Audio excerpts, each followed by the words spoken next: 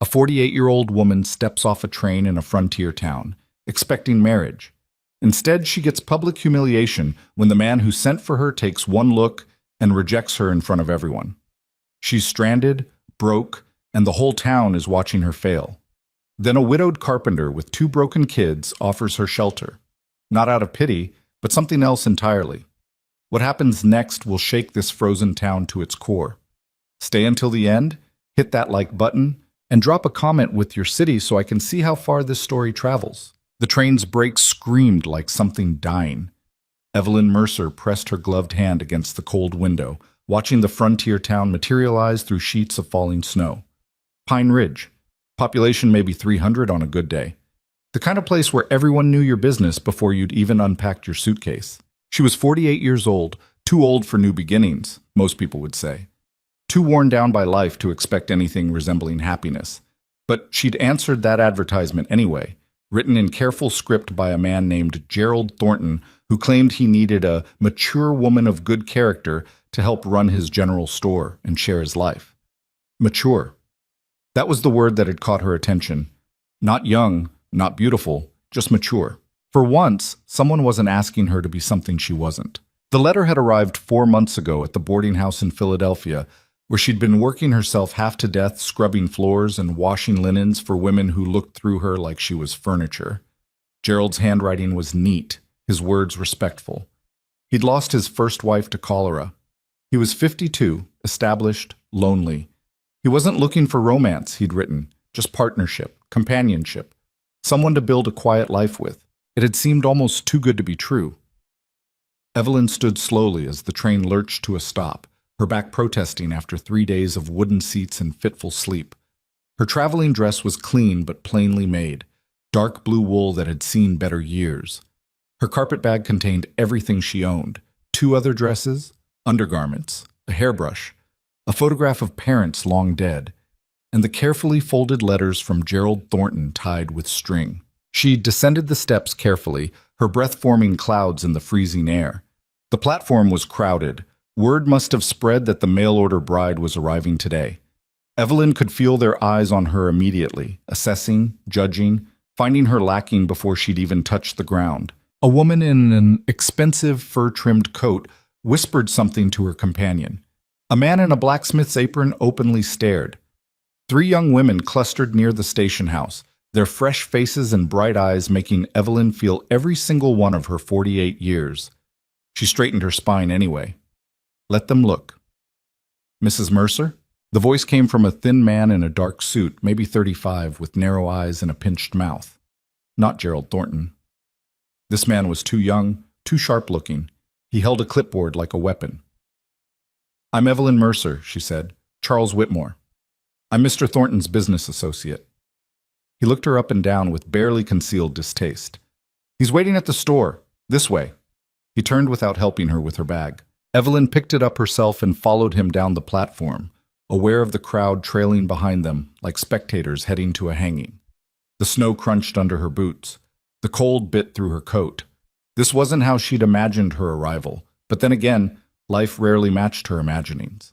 Pine Ridge's main street was wider than she'd expected, lined with wooden buildings that looked sturdy enough to survive the brutal winters. Thornton's general store stood near the center, its windows bright with lamplight against the gray afternoon. Charles Whitmore opened the door without ceremony. Gerald Thornton stood behind the counter. Evelyn's first thought was that he looked older than 52.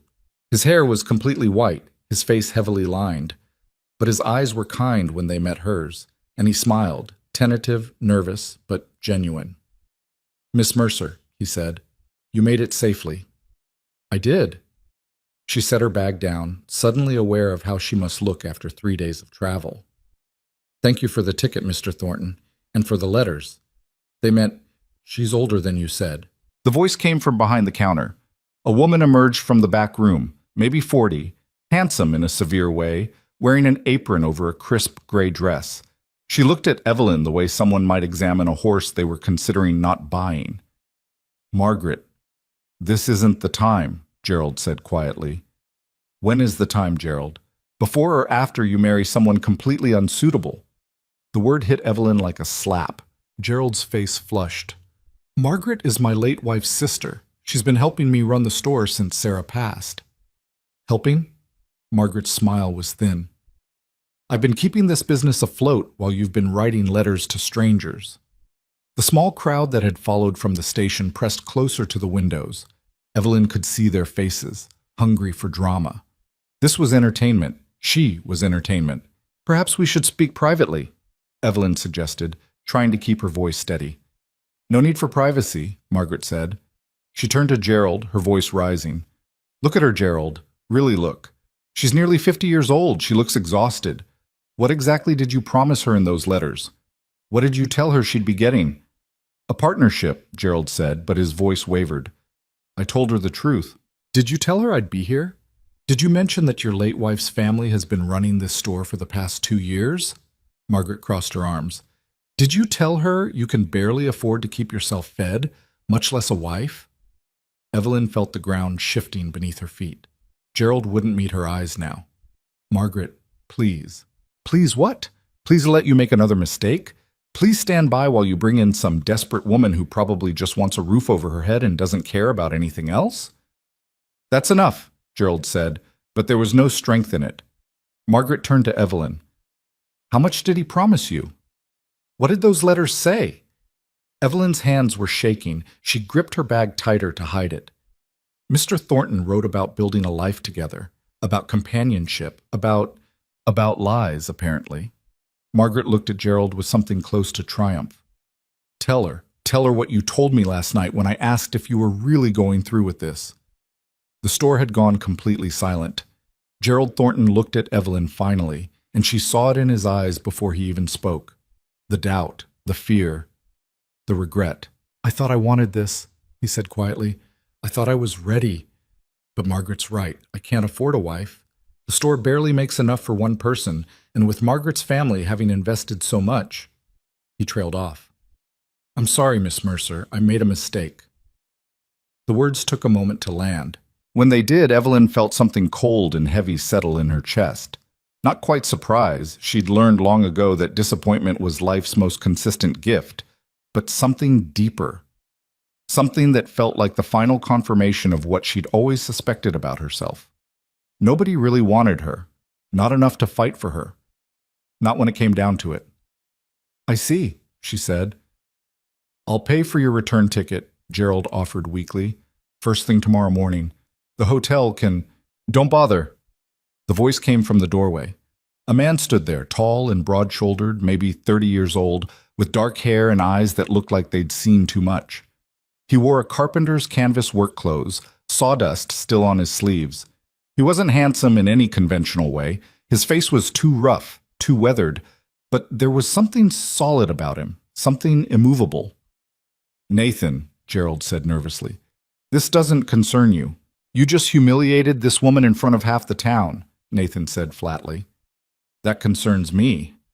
Margaret stepped forward. Mr. Hale, I appreciate your concern, but this is a private matter. Nothing's private when you're performing it in front of an audience. Nathan gestured to the crowd pressed against the windows. You want to break an agreement, Gerald? That's your business. But you don't get to treat people like garbage while you do it. I didn't mean to, Gerald started. What you meant doesn't matter much right now. Nathan looked at Evelyn. You got somewhere to stay tonight? She almost laughed. No. Then you'll stay at my place. The store erupted. Margaret's voice cut through the noise. Absolutely not. That's completely inappropriate, Nathan. You can't just... I got 2 kids who need looking after and a cabin that's falling apart, Nathan interrupted.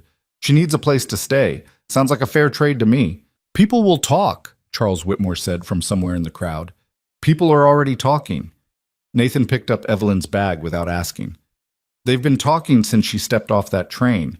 Might as well give them something interesting to talk about. Evelyn found her voice. I don't need charity. Not offering charity, offering work. Nathan met her eyes. You know how to cook? Clean? Handle a household? I've been doing it for 30 years. Then you're hired.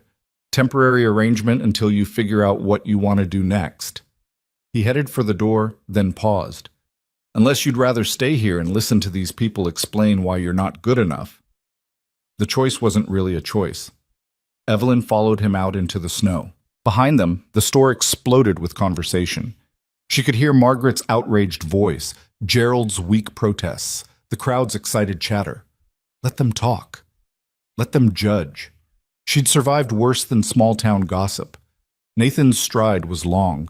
She had to hurry to keep up as he headed down the main street, past the saloon and the church and the boarding house, toward the edge of town where the buildings gave way to pine forest. I should warn you, Nathan said without slowing down. My kids aren't easy. I didn't expect them to be. And the cabin's a mess. My wife died 3 years ago, and I haven't been able to keep up with much beyond basic carpentry work and making sure the children don't starve. How old are they? Wyatt's 10. Elsie just turned 5. Evelyn did the math. His wife had died when Elsie was barely 2. That's hard. It's life. Nathan stopped suddenly, turning to face her. Look, I'm not trying to be unkind, but I need you to understand something. This isn't about rescuing you. I need help. Real help.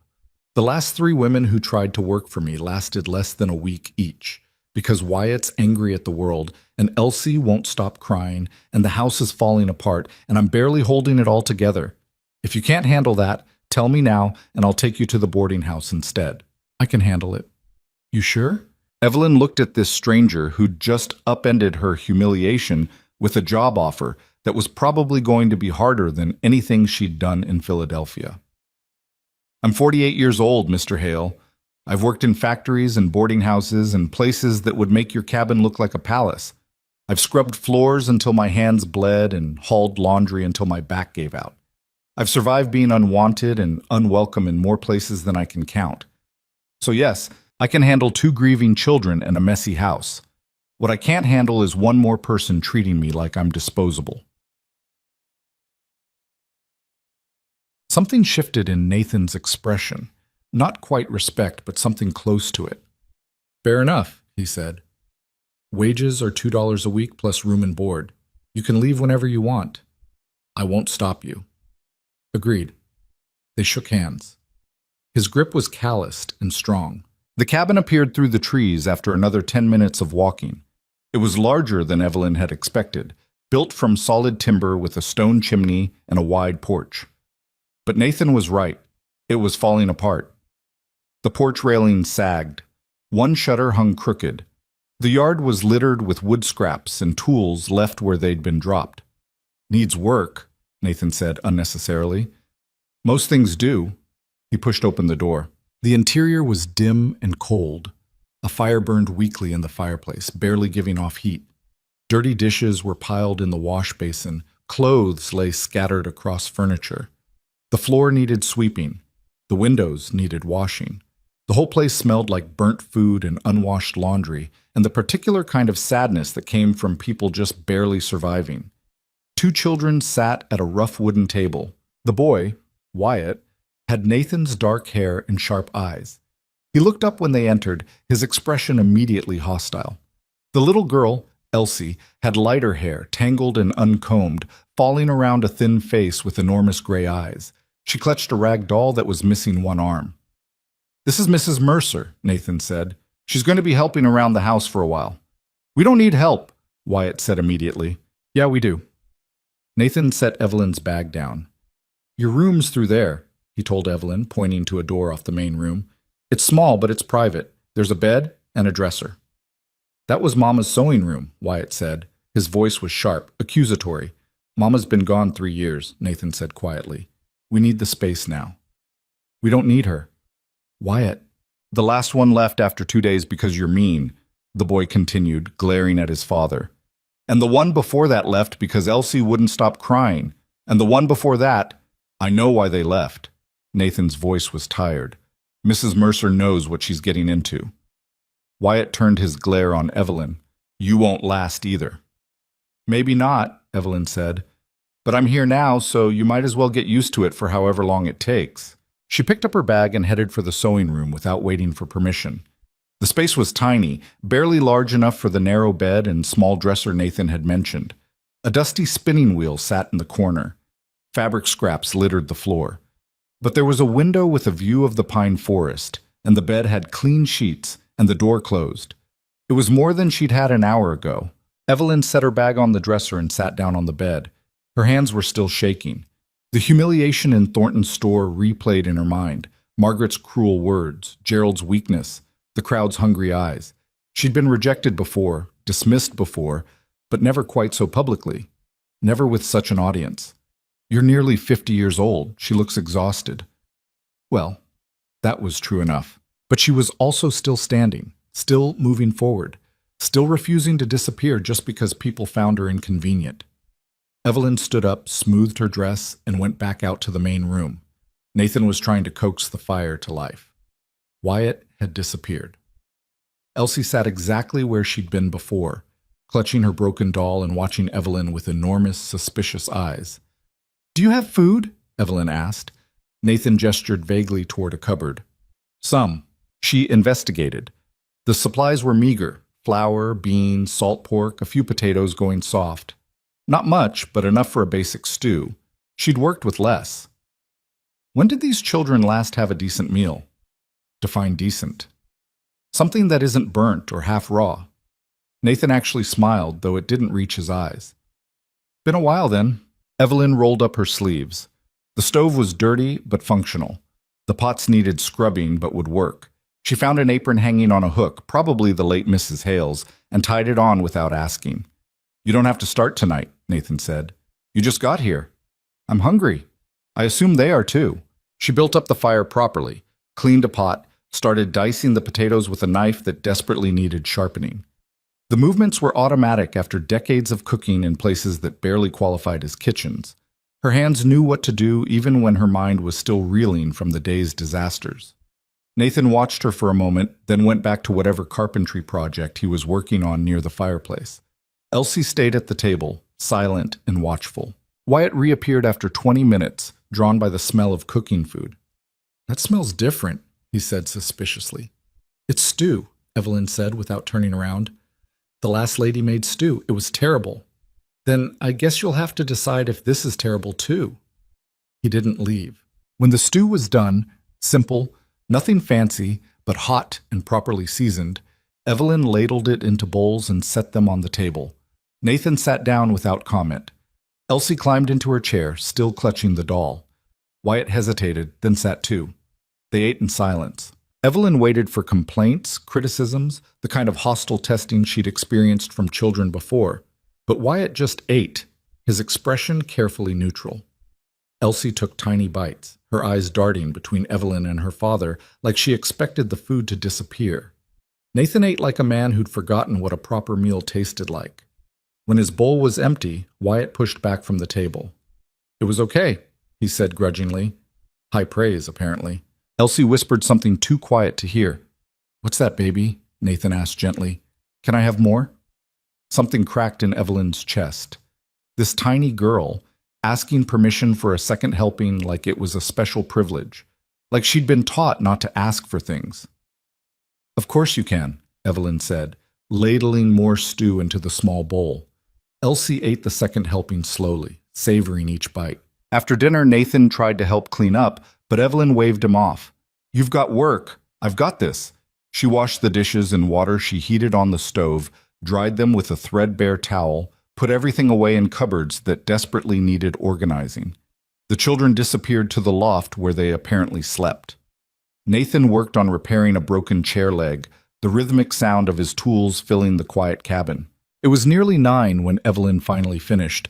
The kitchen was cleaner than it had been in months, probably years. Her back ached, her feet hurt. She was exhausted in a way that went beyond physical.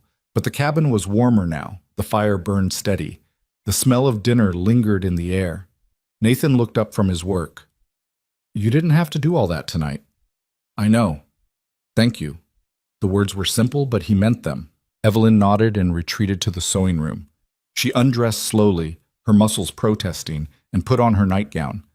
Through the thin walls, she could hear Nathan moving around, banking the fire, checking on the children. Eventually, his footsteps headed to what must be his room on the other side of the cabin. Then silence. Evelyn lay in the narrow bed and stared at the ceiling. This morning, she'd been on a train heading toward what she'd hoped would be a new life. Tonight, she was in a stranger's cabin, working for $2 a week, surrounded by grief and anger and need. It wasn't what she'd planned, but it was something, a roof, a job, children who needed feeding, and a man who needed help and work that her hands knew how to do. Tomorrow, the town would be talking about her. Gerald Thornton would probably feel guilty. Margaret would be triumphant. The whole mess would become Pine Ridge's favorite story for weeks. Evelyn closed her eyes. Let them talk. She'd survived worse than gossip. She'd survived this too. The thing nobody seemed to understand was that rejection only destroyed you if you believed you needed their acceptance to exist. Evelyn had learned long ago that she could exist just fine without anyone's approval. She could work. She could contribute. She could be useful. And maybe, just maybe, that was enough. Outside, the wind picked up, howling through the pine trees. Snow began to fall again, heavy and thick. Winter was settling in for real now. No more trains would be running for weeks, probably months. She was stuck here. The thought should have terrified her. Instead, Evelyn felt something almost like relief. She pulled the blanket up to her chin and let exhaustion drag her down into sleep. Her last conscious thought, a question she didn't have an answer for. What exactly had she just gotten herself into? Evelyn woke to the sound of something crashing in the main room. She sat up fast, disoriented in the pre-dawn darkness, her heart hammering. For a moment she couldn't remember where she was. Then it all came flooding back. Pine Ridge, the humiliation, Nathan Hale's cabin, the two grieving children. Another crash followed by angry voices. She pulled on her dress, not bothering with more than the basic fastenings, and opened the door. Wyatt stood in the middle of the kitchen, a broken plate at his feet. Nathan was coming down from the loft, his hair standing up, still in his work clothes from yesterday, like he'd fallen asleep without changing. "It slipped?" Wyatt said defensively. "That's the third plate this month." Nathan's voice was rough with sleep and frustration. "We're running out of dishes." "I said it slipped. And I said be more careful. Maybe if you actually bought decent plates instead of the cheap ones." "Wyatt, enough." The boy's face went red. He looked like he wanted to say something else, something worse. But then he saw Evelyn standing in the doorway and his mouth snapped shut. Without another word, he grabbed his coat from the hook and slammed out the front door into the freezing morning. Nathan stood there, looking exhausted in a way that went beyond just lack of sleep. "I'll clean it up," Evelyn said quietly. "You don't have to—" "I know." She found a broom in the corner and swept up the broken ceramic while Nathan went to check on Elsie, who'd started whimpering from the loft. The little girl's cries were soft, like she was trying not to make too much noise, like she'd learned that loud crying didn't get her what she needed. Evelyn dumped the broken plate in the scrap bin and started building up the fire. The cabin was freezing, ice forming on the inside of the windows. She could see her breath. No wonder these children were angry. They were probably cold and hungry most of the time. Nathan came back down carrying Elsie, who had her face buried in his shoulder. "She had a nightmare," he said unnecessarily. "I'll make breakfast." "We don't have much. I saw what you have. I'll manage." She made porridge from the oats she'd found in the cupboard last night, adding a tiny bit of precious sugar and cinnamon that had probably been sitting unused since Mrs. Hale died. It wasn't fancy, but it was hot and filling and better than whatever they'd been eating before she arrived. Elsie ate at the table, still clinging to her broken doll. Nathan ate standing up, like he couldn't spare the time to sit down. Wyatt didn't come back. "He'll be at the woodshed," Nathan said when he noticed Evelyn looking at the empty chair. "He goes there when he's angry, chops wood until he's too tired to be mad anymore." "He's 10 years old." "Yeah, well, he's had to grow up fast." Nathan finished his porridge and set the bowl in the wash basin. "I've got work in town today. A job at the Morrison place. They need their porch rebuilt before the next storm. I'll be gone most of the day." "What do you want me to do?" He looked around the cabin like he was seeing it for the first time. "Whatever you think needs doing, just don't throw anything away without asking first. Some of Sarah's things are still here and the kids get upset if they think I'm trying to erase her." "I understand. And if Wyatt gives you trouble, don't take it personally. He's angry at everyone, not just you." "I've dealt with angry children before." Nathan grabbed his tool bag and coat. At the door he paused. "Thank you. For staying. For doing this. You're paying me. Not enough for what you're taking on. Then he was gone, his footsteps crunching through the snow toward town. Evelyn looked at Elsie, who was pushing porridge around her bowl without eating much. "Are you finished, sweetheart?" The little girl nodded. "Can you help me with something?"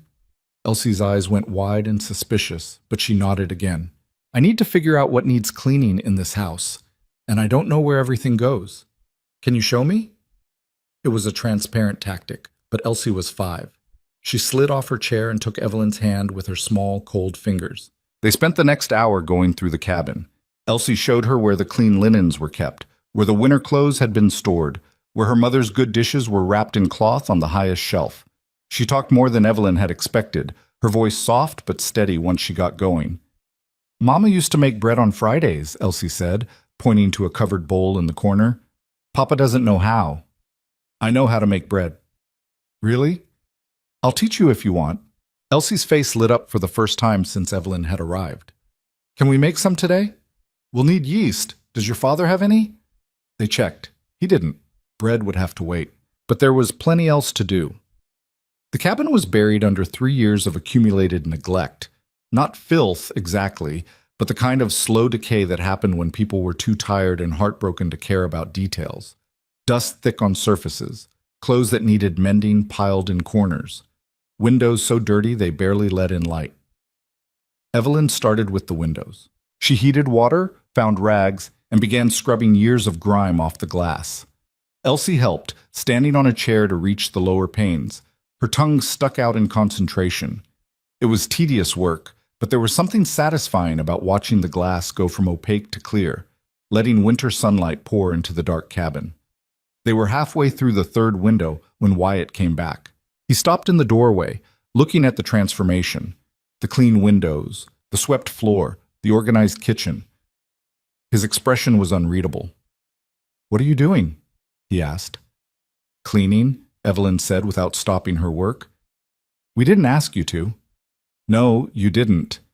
He stood there for a minute, clearly trying to decide if he was going to pick a fight. Then he saw Elsie carefully wiping down a windowsill, her face serious and focused, and something in his expression shifted. "You shouldn't make her work," he said. "She's little."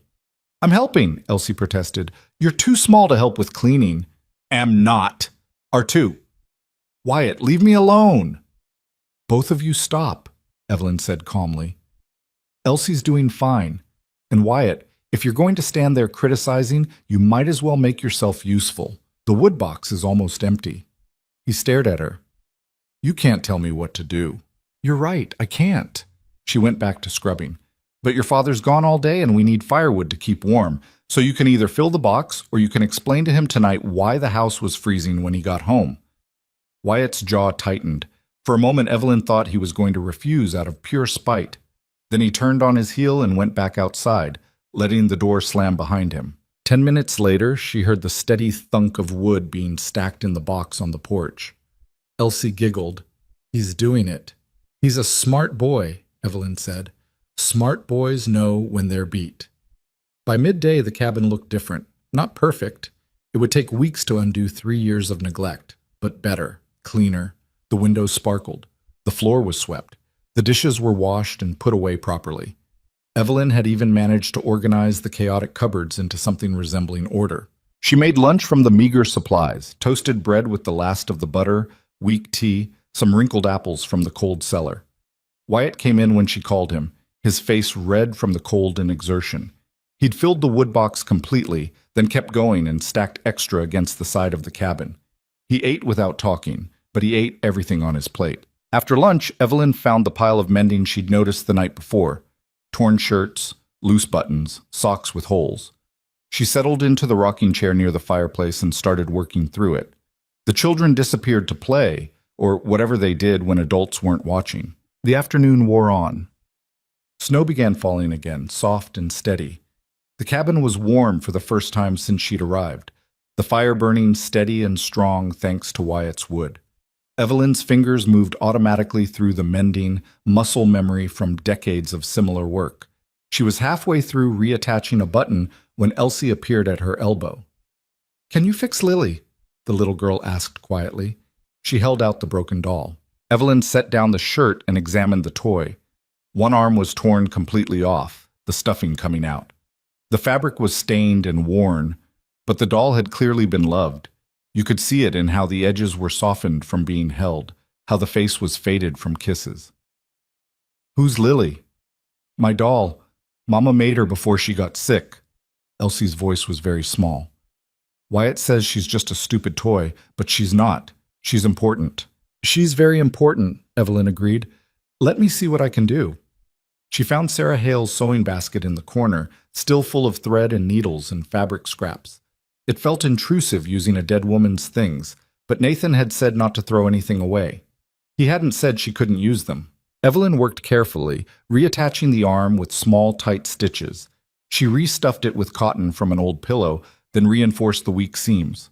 When she was finished, the doll wasn't like new. The stains were still there, the wear still visible, but she was whole again. "There, Evelyn said, handing Lily back. Elsie hugged the doll to her chest, her eyes shining. "Thank you," she whispered. "You're welcome, sweetheart." The little girl stood there for a moment, then impulsively wrapped her arms around Evelyn's neck. The hug was quick, fierce, and over before Evelyn could react. Then Elsie was running off to show Wyatt the repaired doll, her voice high and excited. Evelyn sat very still, something tight in her throat.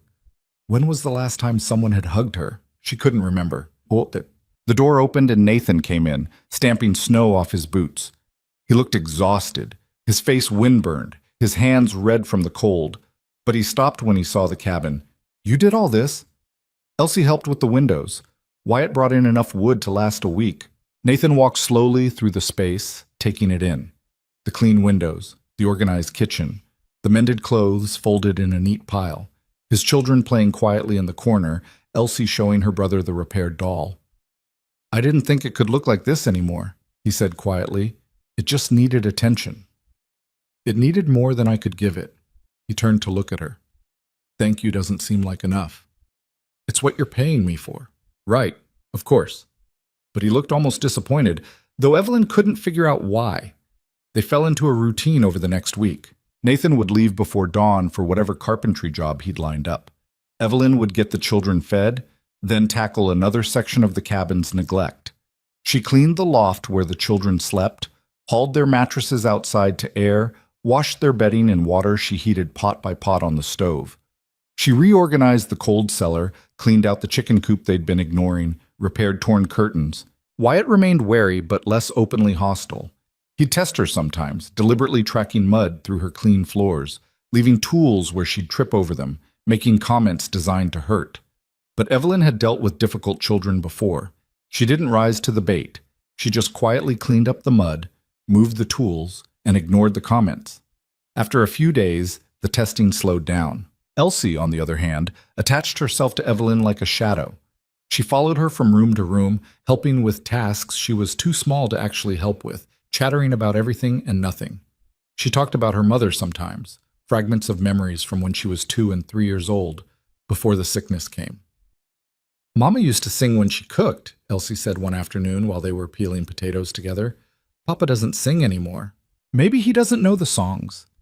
"He knows them, he just won't." Elsie was quiet for a moment. "Are you going to leave like the other ladies?" "What other ladies?" "The ones Papa hired to help. They all left. Wyatt says it's because we're too broken to fix."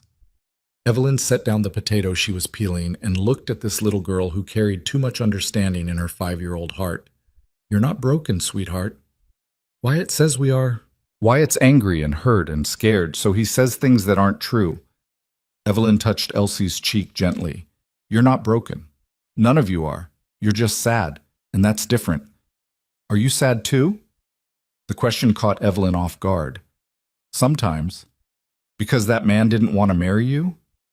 Word traveled fast in small towns. "Among other reasons."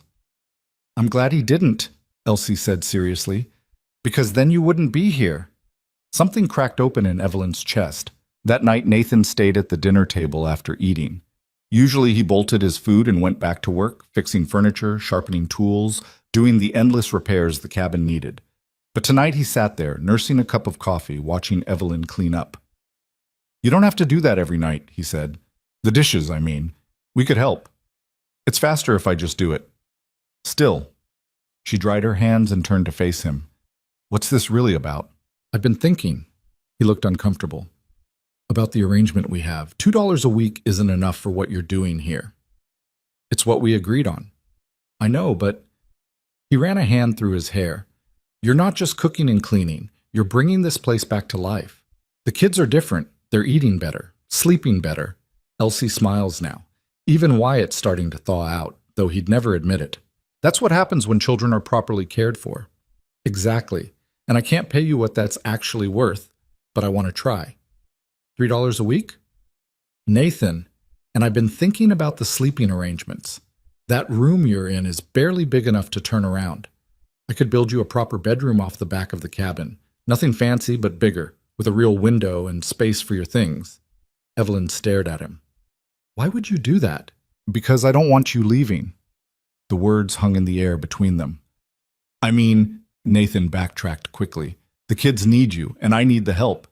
And it seems stupid to give you the worst room in the house when you're the one making everything work.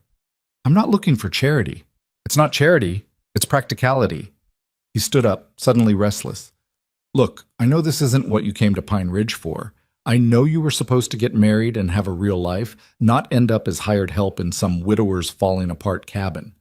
But you're here now, and you're good at this, and I don't want to lose that because you decide you'd rather be somewhere else. Where else would I go? I don't know. Back to Philadelphia. Somewhere warmer. Somewhere that isn't Pine Ridge with its gossiping busybodies and harsh winters, and... He stopped. I'm just saying I want you to stay, if you want to stay. Did she want to stay? A month ago, Evelyn would have said no without hesitation.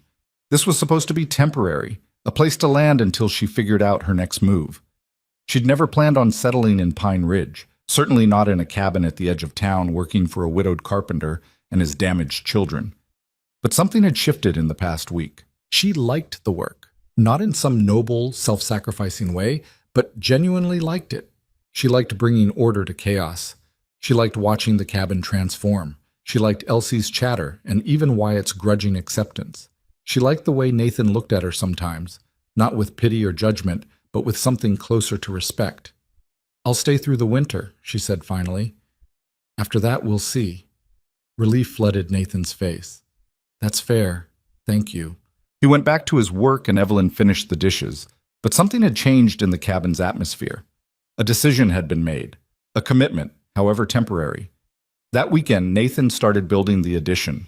He worked from dawn until dark, sawing and hammering, his breath forming clouds in the freezing air. Wyatt helped without being asked, holding boards steady, fetching tools. Even Elsie tried to help, bringing her father water and nails. The town noticed. Women started showing up at the cabin, ostensibly to welcome Evelyn properly, but really to see what was happening. They'd bring small gifts, a jar of preserves, some extra flour, hand-me-down clothes for the children, and ask pointed questions. Nathan's building you a bedroom? Mrs. Morrison said, her eyes sharp with curiosity. My, that's quite an undertaking. The cabin needs more space, Evelyn said neutrally. Still, people might talk. A woman living alone with a man and his children's. People are already talking. They started the day I arrived. Mrs. Morrison had the grace to look embarrassed. Well, yes, that business with Gerald Thornton was unfortunate. It was what it was. Another woman, Mrs. Chen, who ran the boarding house, was more direct. You know Nathan Hale's a good man, but he's struggling. That carpentry business barely keeps them fed. If you're expecting comfort or security here... I'm expecting to work hard and earn my wages, Evelyn interrupted. That's all. But the visits kept coming, and Evelyn started to understand what was really happening. The town was trying to figure out where she fit. Was she a servant, a charity case, something else entirely? They couldn't quite categorize her, and it made them nervous.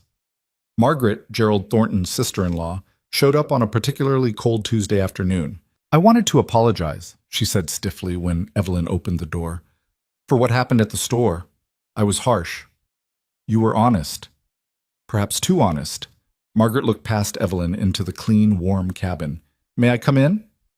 Evelyn hesitated, then stepped aside. Margaret walked through the space, taking in the changes, the organized kitchen, the mended curtains, the children's clean clothes hanging to dry by the fire. Her expression was unreadable. You've done well here, she said finally. Thank you. Nathan Hale is lucky to have found you. He's paying me to work. It's not luck, it's employment. Margaret turned to face her. Is that really all it is? What else would it be? I see the way he looks at you. Evelyn felt her face heat. You're mistaken. Am I? Margaret sat down at the table without being invited. Look, I'm not here to cause trouble. I'm here because I feel guilty. Gerald wanted to marry you, but I talked him out of it. I told him you were too old, too worn down, that you'd just be another burden. You were probably right. I wasn't, though. That's what I'm trying to say. Margaret's voice was bitter. I've been running Gerald's store for 2 years, keeping everything afloat while he mourns his dead wife. I'm 40 years old, unmarried, working myself to death for a man who'll never see me as anything but his late wife's sister. And then you show up, and I see what I could have been if I'd had half your courage. I'm not courageous. I'm just stubborn. Same thing sometimes. Margaret stood. I really am sorry. What I did to you in that store was cruel, and you didn't deserve it. Apology accepted. Margaret headed for the door, then paused. Word of advice? Don't let this town tell you what you're worth. They tried to tell me I was only valuable as free labor, and I believed them. Don't make the same mistake. After she left, Evelyn stood in the quiet cabin and thought about worth. What was she worth? $2 a week, now $3. The price of room and board. The value of clean floors and mended clothes and children who finally smiled sometimes. Was that enough? It was more than she'd had before. The new bedroom was finished 2 weeks after Nathan started it. It wasn't large, maybe twice the size of the sewing room, but it had a real bed frame he'd built himself, a proper dresser, a window that actually opened, and enough space for Evelyn to move around without bumping into furniture. It's wonderful, she said, meaning it. Nathan looked pleased and embarrassed. It's just a bedroom. It's mine. That makes it wonderful. She moved her few possessions into the new space that afternoon. It didn't take long. She still owned almost nothing, but arranging her belongings on the dresser, hanging her dresses in the small closet Nathan had built, putting her mother's photograph on the bedside table, it felt like claiming something, like putting down roots, however tentative. That night she slept better than she had in years. January turned into February. The snow kept falling, piling up in drifts that reached the cabin's windows. Nathan worked when he could, though the brutal weather kept him home more often. Evelyn taught Elsie her letters. Wyatt started bringing her problems from his arithmetic homework without being asked. The three of them fell into rhythms that felt almost like family. Almost. On a particularly brutal Sunday, when it was too cold to go to town for church services, Nathan suggested they play cards. Evelyn dug out a battered deck from Sarah's sewing basket, and they gathered around the table, her, Nathan, Wyatt, and Elsie, who was too young to really understand the game but loved being included. They played until dark, laughing at Wyatt's terrible bluffs and Elsie's creative interpretation of the rules. At some point, Nathan's hand brushed Evelyn's while reaching for a card, and they both froze for just a second before pulling away. Later, after the children had gone to bed, Nathan built up the fire while Evelyn cleaned up the cards. Today was good, he said quietly. It was. I haven't seen the kids that happy in a long time. They're good kids. They just needed someone to pay attention. Nathan was quiet for a moment. Sarah used to say that, about paying attention. She said most problems came from people not bothering to really look at each other. It was the first time he'd mentioned his wife directly. Evelyn carefully set down the cards. She sounds like she was wise. She was. Sharp as a tack, took no nonsense from anyone, loved those kids fiercer than anything. His voice was rough. I wasn't ready to lose her. You're never ready, but I especially wasn't. How long were you married? 8 years? Met her when I was 22 and she was 19. Married 6 months later because waiting seemed stupid when we knew. He stared into the fire. Then she got sick when Elsie was 2.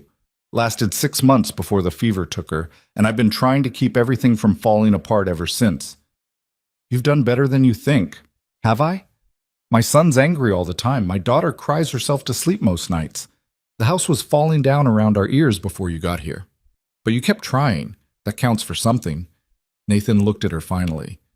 You're the first person who's made it feel like maybe trying is actually worth something. The air between them felt different suddenly, charged. Evelyn stood up quickly. I should get to bed. Tomorrow's washing day. Right. Of course. She retreated to her new bedroom and closed the door, her heart doing something complicated in her chest. This was dangerous territory. She was an employee. He was her employer. There were boundaries that shouldn't be crossed. But for the first time in longer than she could remember, Evelyn found herself wanting to cross them anyway. She tried not to think about it. The dangerous feelings. The way Nathan's eyes lingered on her sometimes when he thought she wasn't looking. The way her pulse jumped when his hand accidentally brushed hers. The way the cabin felt less like a job and more like a home with each passing day. Evelyn threw herself into work instead. She scrubbed floors that were already clean. She reorganized cupboards that didn't need reorganizing. She kept her hands busy and her mind occupied and told herself that what she was feeling was just gratitude mixed with loneliness. Nothing more. But then came the morning that changed everything. It was early March, still brutally cold, but with hints of spring starting to show in the longer days. Evelyn was in the kitchen making breakfast when she heard a thud from the hallway, followed by a sharp cry. She dropped the spoon and ran. Elsie lay on the floor, her face crumpled in pain, tears streaming down her cheeks. She'd slipped on the rag rug, the one that had been bunching up for weeks, and that Evelyn kept meaning to fix. I fell, Elsie sobbed. It hurts. Evelyn scooped her up without thinking, holding the little girl close, checking for injuries. Nothing broken, just a hard landing that had scared her more than hurt her. But Elsie was crying like her heart was breaking, the kind of deep, shaking sobs that weren't really about the fall at all. Shh, sweetheart, you're okay, Evelyn murmured, carrying her to the rocking chair. You're okay. I've got you. She sat down and held Elsie in her lap, rocking gently, stroking her tangled hair. The little girl buried her face against Evelyn's shoulder and cried harder, her small body trembling. Does it hurt that bad? Should I get your father? Elsie shook her head violently. Then what is it, baby? Talk to me. Elsie's voice broke. I want my mama. Evelyn's throat closed up. I know, sweetheart. I know you do. But she's gone and she's never coming back and I can't remember her face anymore. The words tumbled out between sobs. I try to remember, but I can't. And Wyatt says that means I didn't love her enough. But I did. I did love her. Of course you loved her, and she loved you. Then why can't I remember? Because you were very little when she died. That's not your fault. Elsie cried harder, and Evelyn just held her, letting her get it all out. All the grief and confusion and anger that a 5-year-old shouldn't have to carry. After a while, the sobs quieted to hiccups, and Elsie's breathing started to even out. I miss having a mama, she whispered finally. Evelyn's heart cracked wide open. I know you do. Elsie pulled back just enough to look up at Evelyn with red, swollen eyes. Her face was blotchy and wet, her nose running. She looked like a mess. She looked like she needed someone to love her so badly it physically hurt. And then she said it. One word, barely audible. Mama? The question hung in the air between them. Evelyn went completely still. She couldn't breathe, couldn't think, because she knew what that word meant, what it would mean if she accepted it. From the doorway, Nathan's voice was rough. Elsie? Evelyn looked up. She hadn't heard him come in from the woodshed. He stood frozen, his face pale, staring at his daughter in Evelyn's arms. Wyatt was there too, standing slightly behind his father, his expression unreadable. I'm sorry, Elsie said quickly, starting to pull away. I didn't mean— No, sweetheart, it's okay. Evelyn tried to hold on to her, but the little girl was scrambling down, her face flushing with shame. I'm sorry, she said again, this time to her father. I know she's not really— I know— Elsie. Nathan's voice cracked. He crossed the room in 2 strides and knelt down in front of his daughter. Listen to me. You don't have to apologize for missing your mother. You don't have to apologize for wanting someone to— He stopped, swallowed hard. For wanting what you need. But I called her Akirsh. I know what you called her. The room went silent, except for Elsie's shaky breathing. Nathan looked at Evelyn then, really looked at her, and she saw something in his eyes that terrified her. Not anger, not disapproval. Recognition. He saw it too. The way his children had attached themselves to her. The way the cabin had transformed from a place of survival into something that almost felt like a family. The way everything had shifted without any of them meaning for it to happen. "Go wash your face," Nathan told Elsie gently. "Breakfast is getting cold." Elsie fled to the wash basin. Wyatt disappeared back outside. Nathan stood slowly, still looking at Evelyn. "We should talk," he said quietly. "I didn't encourage her to—" "I know you didn't." He ran a hand through his hair. "But we still need to talk. Tonight, after the kids are asleep." Evelyn nodded, not trusting her voice. The rest of the day felt like waiting for an execution. She went through the motions, cooking, cleaning, helping Wyatt with his homework, braiding Elsie's hair. But her mind was elsewhere, playing out every possible version of the conversation to come. Nathan would tell her she'd overstepped, that she'd gotten too close to the children, that the arrangement wasn't working anymore, that she needed to leave, and maybe he'd be right. Dinner was quiet and tense. Even Elsie, who usually chattered through meals, ate in silence. Wyatt kept glancing between his father and Evelyn like he was trying to solve a puzzle. Nathan barely touched his food. After dinner, Evelyn cleaned up while Nathan got the children ready for bed. She could hear him upstairs, his voice low as he read them a story. Elsie's soft questions, Wyatt's occasional comment, then silence. Nathan came back down, closing the loft door quietly behind him. He poured himself coffee, offered some to Evelyn. She shook her head. Her stomach was already churning. He sat down at the table. After a moment, she sat across from him. "I'm not angry," he said first. "Okay? And I'm not asking you to leave." Some of the tension in her shoulders eased. "Okay? But we need to be honest about what's happening here." He wrapped his hands around the coffee cup. "When I hired you, it was supposed to be simple. You'd cook and clean, I'd pay you, everyone would benefit. That's all." "I know. But it hasn't stayed simple, has it?" Evelyn looked down at her hands. "No. The kids are attached to you, really attached. Elsie, obviously, but Wyatt, too, even if he won't admit it. They haven't been this settled in 3 years, and I—" He stopped. "You what?" "I've gotten used to you being here. More than used to it." His voice was rough. "I wake up, and the first thing I think about is whether you're awake yet. I come home from work, and the cabin feels different, better, because you're in it. I catch myself watching you with the kids and thinking about things I have no business thinking about." Evelyn's heart was hammering. "Nathan, let me finish." He looked at her finally. "I'm not asking you for anything. I know this is just a job for you. I know you were supposed to marry Gerald Thornton and build a real life, and instead you got stuck here with a struggling carpenter and his broken family. I'm not trying to put that on you, but I need you to know that this stopped being simple for me a long time ago." "It stopped being simple for me too," Evelyn said quietly. He went very still. "What?" "I didn't want it to. I told myself it was just gratitude or loneliness or—" She made herself look at him. "But it's not. When Elsie called me that this morning, part of me wanted to say yes, wanted to be what she was asking for, and that terrifies me because I don't know what that means, or where it leads, or if I'm just fooling myself into thinking—" She couldn't finish.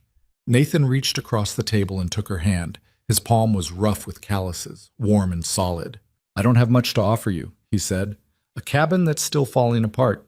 2 kids who come with a lot of pain. A business that barely keeps us fed. I'm 32 years old, and most days I feel twice that. I'm not the man you were supposed to end up with. Gerald Thornton was the man I was supposed to end up with. And look how that turned out." "I'm serious, Evelyn." "So am I." She squeezed his hand. "You want to know what I see when I look at you? A man who kept trying even when everything fell apart. A man who loves his children enough to ask for help when he needs it. A man who crossed a street to defend a stranger because it was the right thing to do. That's worth more than comfort or security, or any of the things I thought I was looking for." "You don't know what you're saying." "I'm 48 years old, Nathan. I know exactly what I'm saying." They sat there, hands clasped across the table, the fire crackling in the hearth. Outside, wind howled through the pines. Inside, something fundamental was shifting. "So what do we do?" Nathan asked finally. "I don't know." "That's honest, at least." Evelyn laughed shakily. "I've spent my whole life being practical. Working hard, keeping my head down, not expecting anything I couldn't earn myself. And now I'm sitting here wanting something I have no idea how to ask for. Ask anyway. I want to stay. Not as hired help. Not temporarily. She took a breath. I want to stay as part of this family, if you'll have me. Nathan's grip on her hand tightened. Evelyn. The door slammed open. They both jumped, hands flying apart like they'd been caught doing something wrong. Wyatt stood in the doorway, breathing hard, his face red with anger and something else, something that looked like betrayal. I knew it, he said. His voice shook. I knew you were trying to replace her. Wyatt, no! Nathan stood up. Don't lie to me. I heard everything. I heard what you said to her. Wyatt's eyes were bright with tears he was fighting not to shed. You're just going to forget Mama ever existed. You're going to bring in someone new and pretend like she was never here. That's not what's happening, Tuma. Then what is happening? Wyatt shouted. Because it sounds like you're trying to get yourself a new wife. And Elsie's already calling her Mama like our real mother doesn't even matter anymore. Your mother will always matter, Nathan said, his voice strained. Always. Nothing and no one could ever change that. But you're replacing her anyway. I'm not replacing her. I'm trying to... Nathan stopped, struggling for words. I'm trying to live, Wyatt. I'm trying to give you and your sister a life that's more than just surviving every day. Can't you understand that? I understand that you forgot about Mama the second someone new showed up. That's not fair, but... Nothing's fair. Nothing's been fair since she died. Wyatt was crying now, angry tears streaming down his face. And now you're just going to act like she never existed because it's easier to start over than remember. Wyatt, please. But the boy turned and ran, disappearing into the dark cabin. Nathan moved to follow him, but Evelyn touched his arm. Let me try. He's my son, and he's hurt and angry, and he doesn't want to hear from you right now. Let me try. Nathan hesitated, then nodded. Evelyn found Wyatt in the woodshed, sitting on the pile of logs he'd stacked weeks ago, his face buried in his arms. She could hear him crying, harsh, painful sobs that he was trying to muffle. She sat down beside him without saying anything. For a long time they just sat there in the cold dark, his crying the only sound. Finally, his voice came out muffled and broken. I don't want to forget her. You won't. But I am. I can't remember what her voice sounded like anymore. And sometimes I look at her picture and I don't feel anything, and that scares me because what if I stop missing her? What if she just becomes someone I used to know? Evelyn's throat was tight. That won't happen. How do you know? Because love doesn't work that way. The people we love don't disappear just because time passes or because we find new people to love too. They stay with us. They become part of who we are. Wyatt lifted his head, his face blotchy and wet. You don't understand. You didn't know her. You're right, I didn't. But I know what it's like to lose people who matter. And I know that holding on to pain isn't the same as honoring their memory. What's that supposed to mean? It means your mother wouldn't want you to be this angry forever. She'd want you to be happy, to have a life, to let people in even when it's scary. You don't know what she'd want. No, but your father does. And he loved her more than anything. So if he's trying to move forward, maybe it's because that's what she would have wanted. Not forgetting, just living. Wyatt was quiet for a long moment. I heard Elsie call you Mama. I know. Does that mean you want to be our mother? The question was so direct it caught her off guard. I want to be part of your family, if you'll let me.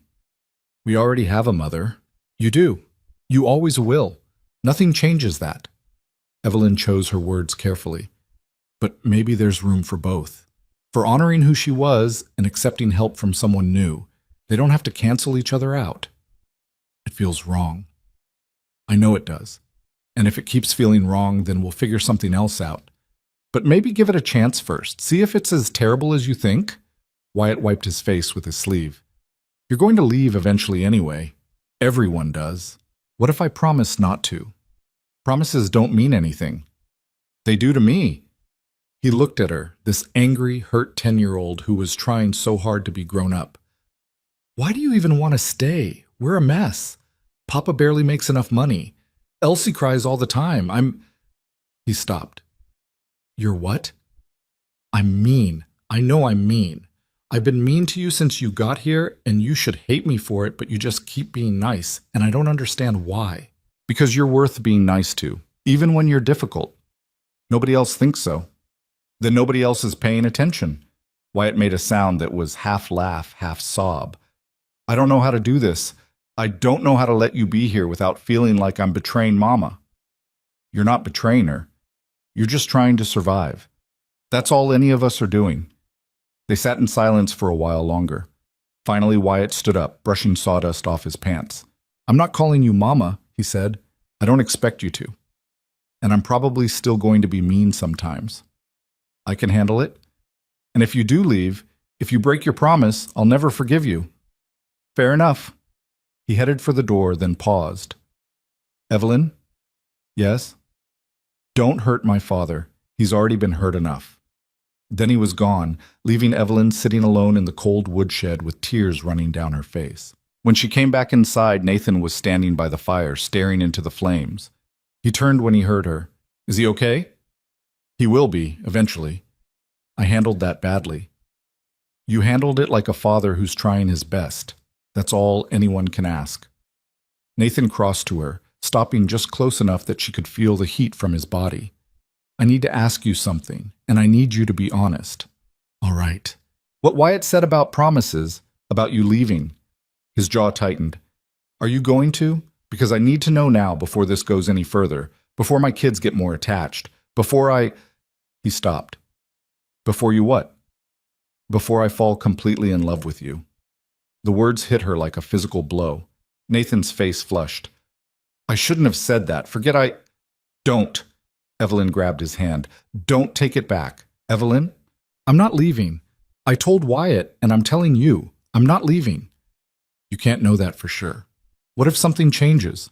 What if you wake up one day and realize you've made a mistake? Then I'll deal with it. But I'm not going to spend my life running from good things just because they might end badly. She looked up at him. I'm 48 years old, Nathan. I've spent decades being practical and careful and protecting myself from disappointment. And you know what it got me? A life that was safe and empty and lonely. So yes, this is terrifying. Yes, I don't know how it's going to work, but I'm choosing to stay anyway. Why? Because for the first time in my life, I feel like I'm home. Nathan pulled her into his arms then, holding her so tight she could barely breathe. She wrapped her arms around him and held on just as hard, feeling his heart racing against her chest. I don't know how to do this, he said into her hair. I don't know how to start over, how to be with someone who isn't Sarah. I'm not asking you to forget her. I'm just asking you to make room for me too. I think I already have. They stood there for a long time, just holding each other, the fire warming the cabin and the night settling in around them. The next morning, the whole town knew. Evelyn wasn't sure how word spread so fast. Maybe one of the children mentioned something at school, or maybe Mrs. Morrison had been passing by and seen them through the window. But by the time she went into town for supplies, the whispers had already started. She was browsing fabric at the general store when she heard Margaret's voice behind her. So the rumors are true then? Evelyn turned. Margaret stood there with Mrs. Chen and two other women Evelyn recognized from church, all of them watching her with varying degrees of judgment and curiosity. What rumors? That you and Nathan Hale are getting married. Evelyn's stomach dropped. We're not, that's not... But you're living in his house, Mrs. Chen said, raising his children. People are talking, Evelyn. Let them talk. It's not proper, one of the other women said. A woman living alone with a man, no matter what the circumstances. I'm working for him. It's employment. Is it? Margaret's eyes were sharp. Because it looks like something else from where we're standing. Evelyn felt her face heat. What I do with my life is my business. Not when it affects the whole town. Mrs. Chen leaned closer.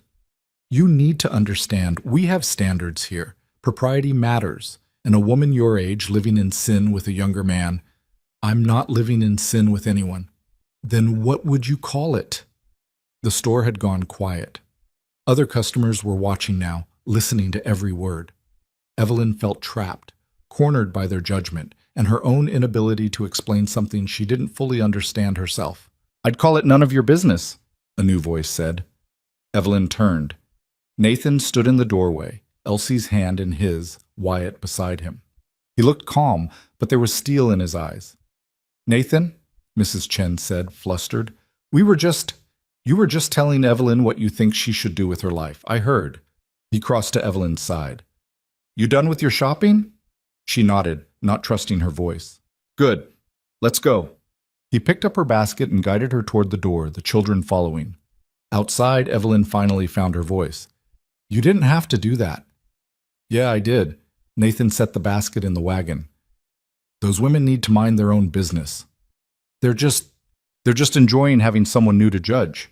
His voice was hard. I've lived in this town my whole life. I know how it works. Someone steps outside the lines they've drawn, and suddenly everyone's an expert on morality and proper behavior. They have a point, though, about appearances.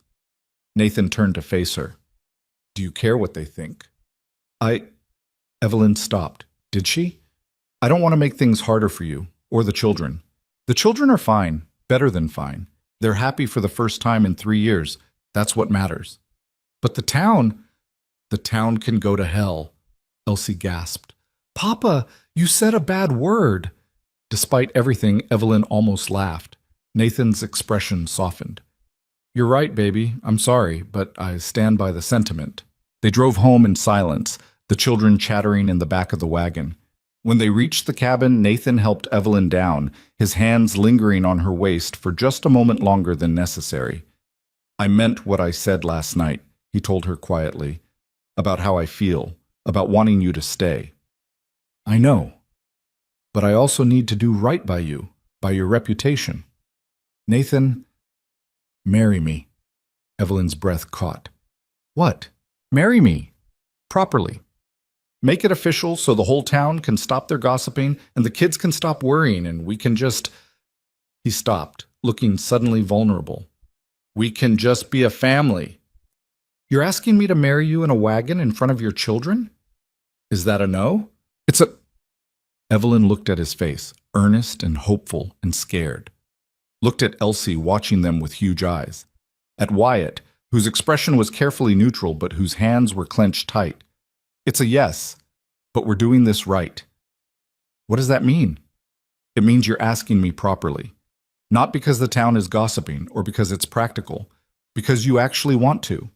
Nathan smiled, the first real smile she'd seen from him since she arrived. Yes, ma'am. That night, after dinner and after the children were asleep, he asked her again, down on one knee in front of the fire, holding a simple gold band that had belonged to his grandmother. Evelyn Mercer, will you marry me? Not because it's practical or proper, but because I love you and I want you in my life for whatever time we have left. Will you be my wife? This time, when she said yes, he kissed her. And for the first time in 48 years, Evelyn felt like she was exactly where she belonged. But word of the engagement spread through Pine Ridge faster than the proposal itself had happened.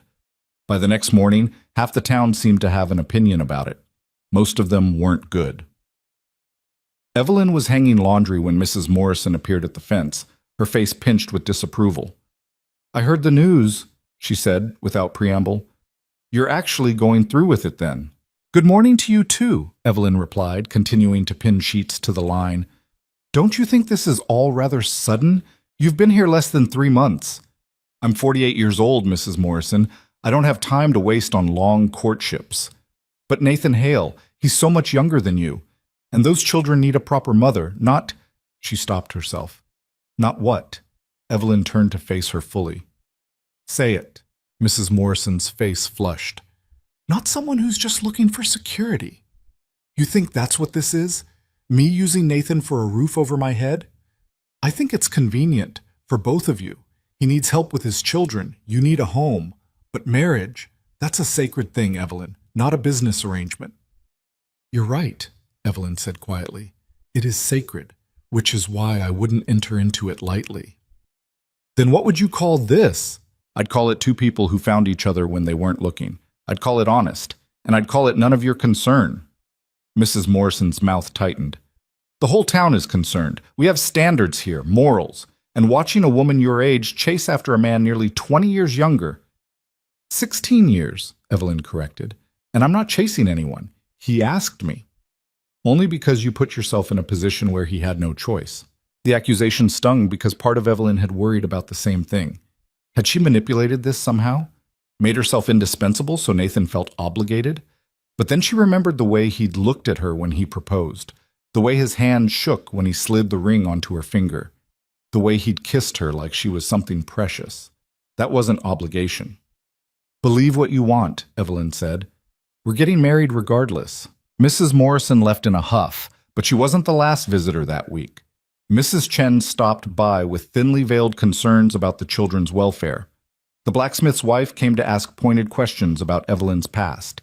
Even the minister showed up, looking uncomfortable, to suggest that perhaps they should wait a bit longer before making such a permanent decision. "People are talking," he said carefully, "and not kindly. I just want to make sure you've both thought this through." "We have," Nathan said from the doorway. He'd been working on the porch railing, but came in when he heard the minister's voice. "With all due respect, Reverend, our decision is made." "I understand, but the appearance of impropriety—" "The appearance," Nathan interrupted, "is a woman living alone in a house with a man she's not married to. So we're fixing that. We're getting married. Seems like that should make everyone happy." It's the speed of it that concerns people. People weren't concerned when I was raising 2 kids alone in a falling-down cabin. They weren't concerned when my son was getting in fights at school or my daughter was crying herself to sleep every night. But now that things are actually getting better, suddenly everyone's worried about propriety? The minister shifted uncomfortably. "I'm just trying to help." "Then marry us and tell the gossips to find someone else to talk about." After he left, Nathan slammed a cabinet door hard enough to rattle the dishes. "They're never going to accept this," he said. "Probably not." "Doesn't that bother you?" Evelyn thought about it. "Not as much as going back to who I was before I came here. That woman was alone and invisible and convinced she didn't deserve better. If the price of having this," she gestured around the cabin, "is some disapproving looks and whispered gossip, I'll pay it." Nathan's expression softened. "You're tougher than you look." "I've had to be." But the real test came 3 days later when Gerald Thornton showed up at the cabin. Evelyn was kneading bread dough when she heard the knock. Nathan was in town on a job. The children were at school. She wiped flour from her hands and opened the door. Gerald stood on the porch, hat in hand, looking older and more worn than she remembered from that humiliating day in his store. "Mr. Thornton," she said coolly. "Miss Mercer, or I suppose it's going to be Mrs. Hale soon." He tried to smile. It didn't reach his eyes. "May I come in?" Every instinct told her to say no, but curiosity won out. She stepped aside and let him enter. He looked around the cabin, taking in the clean floors, the organized kitchen, the comfortable warmth. "You've done well for yourself. Was there something you needed?" "I wanted to apologize for how I treated you, for letting Margaret bully me into—" He stopped. "I was a coward, and you deserved better." "Yes, I did." Gerald flinched at her bluntness. "I've been thinking about those letters we exchanged, about what might have been if I'd had more courage." "Don't," Evelyn said sharply. "Don't do that." "Do what?" "Romanticize a future that was never going to happen. You didn't want me, Gerald. You made that very clear in front of half the town." "I was scared. Margaret made me doubt myself, and you threw me away like garbage because it was easier than standing up to your dead wife's sister." Evelyn crossed her arms. "So why are you really here? Because it's not to apologize. You could have done that weeks ago." Gerald's face reddened. "I heard you're marrying Nathan Hale." "That's right. And I wanted to make sure you understood what you're getting into. Nathan's a good man, but he's struggling.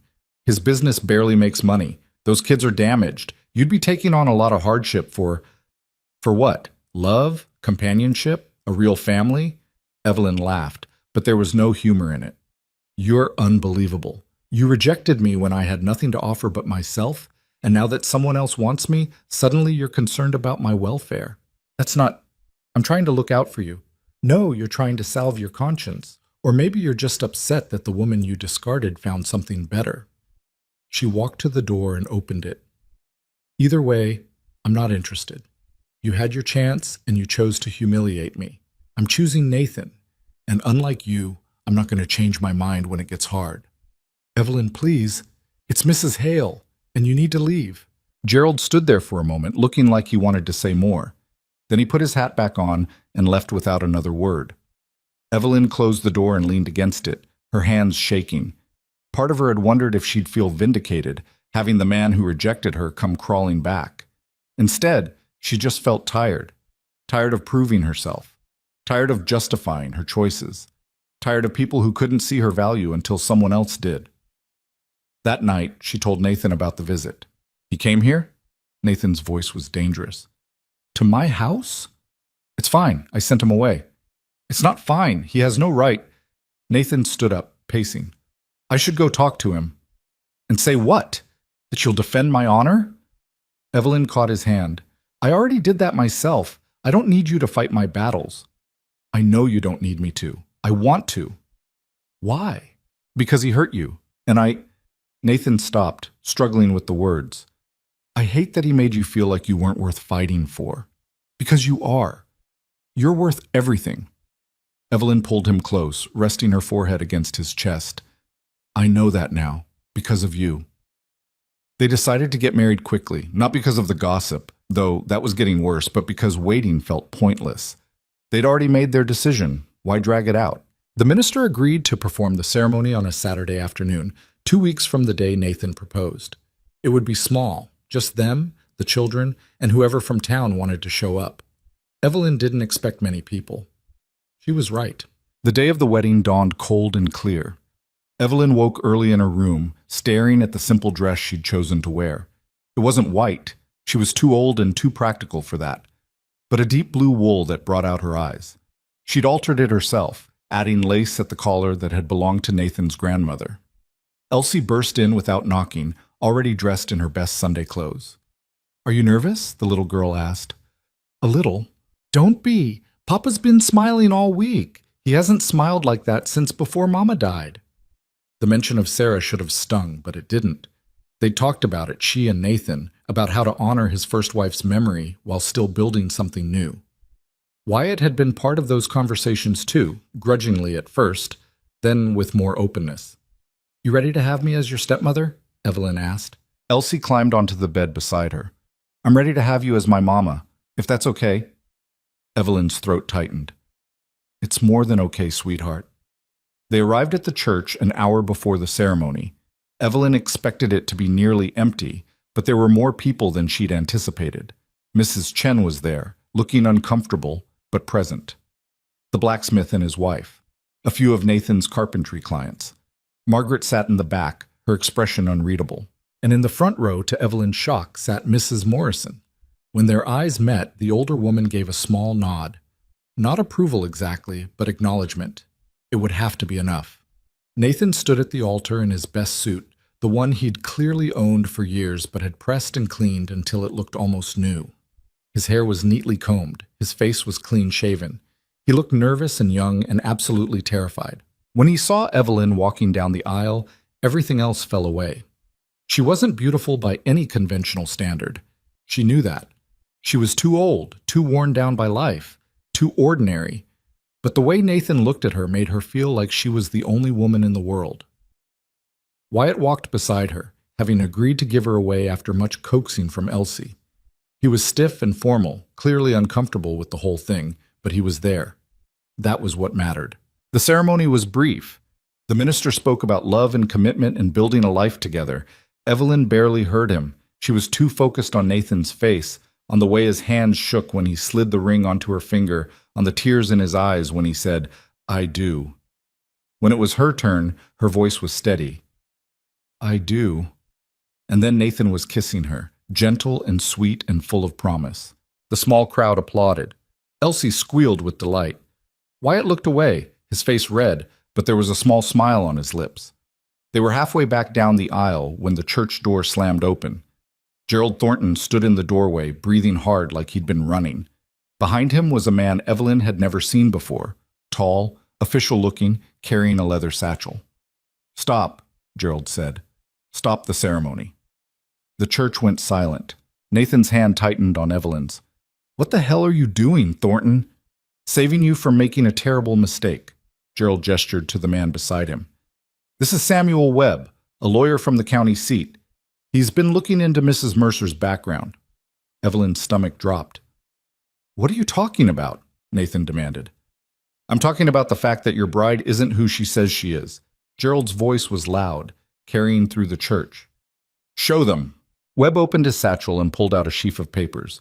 According to records from Philadelphia, there's a woman named Evelyn Mercer who's wanted for theft. She worked at a boarding house and disappeared 3 months ago with $200 belonging to the owner. The church erupted in whispers. Evelyn couldn't breathe. This wasn't happening. It couldn't be happening. That's ridiculous, Nathan said, but there was a question in his voice now. A doubt. Is it? Gerald stepped closer. She shows up out of nowhere with no references, no past, no one to vouch for her. She immediately attaches herself to the first man who'll take her in. And now she's marrying him barely 3 months later? Does that sound like innocent behavior to you? I didn't steal anything, Evelyn said, her voice shaking. Then why did you leave Philadelphia so suddenly? Webb asked. Why answer a mail-order bride advertisement and travel across the country if you weren't running from something? I was running from a life that was killing me. She looked at Nathan, pleading with him to understand. I worked at that boarding house for 2 years. When I left, I took only what I'd earned in wages, money the owner owed me and refused to pay. It wasn't theft. It was taking what was mine. That's not what the complaint says, Webb replied. It says you stole cash from the owner's lockbox and fled in the night. She's lying. Mrs. Hartford was always lying about the wages, claiming I hadn't worked hours I'd worked, shorting my pay. Evelyn stopped, hearing how it sounded. How desperate and convenient. You have proof of these wages? Webb asked. No, she didn't give receipts. It was all done in cash. How convenient. Nathan was staring at her, his face pale. Evelyn, I'm telling the truth, she said. Nathan, please, you have to believe me. Did you take money from that boarding house? I took what she owed me. That's not what I asked. His voice was hard now. Did you take money that she claimed wasn't yours? Evelyn felt the ground crumbling beneath her feet. Yes, but that's theft, Gerald said quietly. That's exactly what we're saying. The whispers in the church grew louder. Evelyn could see the faces around her, the judgment, the vindication in the eyes of people who'd never wanted to accept her anyway. I didn't steal, she said again, but her voice was lost in the noise. Webb stepped forward. Mrs. Mercer, or whatever your real name is, I'm authorized to take you back to Philadelphia to face charges. You can come willingly, or I can involve the local sheriff. Wait, Nathan said. Just wait. We need to figure this out. There has to be an explanation. The explanation is that she's a thief who ran away and tried to trap you into marriage, Gerald said. I'm sorry, Nathan. I know this is hard, but better you find out now than after. Shut up, Nathan snapped. He turned to Evelyn. Tell me the truth, all of it, right now. Right. Evelyn looked at his face, saw the doubt there, saw the way he was already pulling away from her. She could see it happening, everything they'd built crumbling because she'd been too ashamed to tell him about her past. I worked at that boarding house for 2 years, she said, her voice breaking. Mrs. Hartford was cruel. She'd dock our pay for any small mistake, claim we broke things we didn't break, charge us for meals and lodging that were supposed to be included. By the time I left, she owed me nearly $300 in back wages. I asked for it, begged for it. She laughed in my face. So you stole it, someone said from the crowd. I took what I'd earned, Evelyn's voice rose. I waited until she was out, opened the lockbox with a key I'd seen her use 100 times, and took $200. Not $300, not what she actually owed me. Just $200 because I knew if I took it all, she'd know it was me. And then I left because I couldn't spend one more day in that place. That's still theft, Webb said. It's justice. The law doesn't see it that way. Nathan was silent, staring at her. Evelyn reached for his hand, but he pulled away. Why didn't you tell me? He asked quietly. Because I was ashamed. Because I knew how it would sound. Because... Her voice broke. Because I thought if you knew, you wouldn't want me. So you lied. I didn't lie. I just didn't tell you everything. That's the same thing, Evelyn. Is it? She was crying now, not caring who saw. Is it the same as standing up in front of everyone and humiliating someone because you're too weak to stand up for what you want? Is it the same as abandoning your children to grief because you can't face your own pain, Is it the same as, "Don't," Nathan said, his voice dangerous. "Don't turn this around on me." I'm not. I'm just saying we've all done things we're not proud of. We've all made choices that look bad from the outside. But I hoped, that what we built together was strong enough to survive the truth. The truth? Nathan laughed bitterly. I don't even know what that is anymore. I don't know who you really are. I'm the woman who fixed your house, who took care of your children, who fell in love with you even though I knew better. That's who I am. The rest is it's just the past. The past that's currently standing in our church with a lawyer threatening to arrest you. Evelyn looked at Webb, at Gerald's triumphant face, at the crowd of townspeople drinking in every moment of her humiliation. Then she looked at Nathan's children. Elsie was crying, her face buried in Wyatt's shoulder. Wyatt looked furious and betrayed and young, so terribly young. She'd done this to them, brought chaos and scandal into their lives when they'd already suffered enough. I'll go, she said quietly. What? Nathan stared at her. I'll go with Mr. Webb. Back to Philadelphia. Face whatever charges Mrs. Hartford filed. I won't fight it. Evelyn, it's better this way. Better for you. Better for the children. She pulled the wedding ring off her finger and held it out to him. I'm sorry. For all of it. I truly am. Nathan didn't take the ring. Don't do this. What choice do I have? You could stay. You could fight. I could drag you and your children through a scandal that will follow them for the rest of their lives. Evelyn shook her head. I won't do that. You've all been through enough. She turned to Webb. I'll need an hour to pack my things. That's acceptable. The walk back to the cabin was the longest of Evelyn's life. Nathan walked beside her in silence, the children trailing behind. No one spoke. What was there to say? At the cabin, Evelyn went to her room and began packing. It didn't take long. She still didn't own much. The dresses Nathan had bought her, the shoes Elsie had helped pick out, the hairbrush Wyatt had grudgingly given her for Christmas. She left it all except what she'd arrived with. The worn carpet bag, the old dresses, the photograph of her parents. She was closing the bag when Nathan appeared in the doorway. You're really leaving. I have to. No, you don't. We could hire a lawyer, fight this, prove that Mrs. Hartford owed you. With what money, Nathan? You can barely afford to feed your family. You can't afford a lawyer. Then we'll figure something else out. There's nothing to figure out. Evelyn's composure finally cracked. I took money that wasn't legally mine, even if it was morally justified. That makes me a thief in the eyes of the law, and staying here, dragging you into this mess, watching your children suffer because of my mistakes, I won't do it. What about what I want? What you want doesn't matter right now. What matters is protecting your family. You are my family, Nathan said, his voice breaking. Evelyn crossed to him, touching his face gently. No, I was going to be, but that was before... She stopped. I love you. I love those children, which is why I have to go. She kissed him once, soft and brief, tasting salt from both their tears. Then she picked up her bag and walked out of the room. Elsie was in the main room, still crying. Please don't go, Mama. Please. The word broke Evelyn's heart. I have to, sweetheart. But you promised. You said you wouldn't leave. I know. I'm sorry. I'm so sorry. Wyatt stood by the door, his face hard and closed off. I told you, he said to his father. I told you she'd leave. They always leave. Wyatt, Nathan started. Don't. The boy's voice was ice. Just don't. Webb was waiting outside with a horse and wagon. He helped Evelyn into the seat without ceremony. The whole town seemed to be watching from various windows and doorways, witnessing her second public humiliation in Pine Ridge. But this one was worse, so much worse, because this time she was losing something real. As the wagon pulled away, Evelyn looked back one last time. Nathan stood on the porch, Elsie clinging to his leg, Wyatt's arms crossed in angry defense. The cabin she'd brought back to life. The family she'd almost had.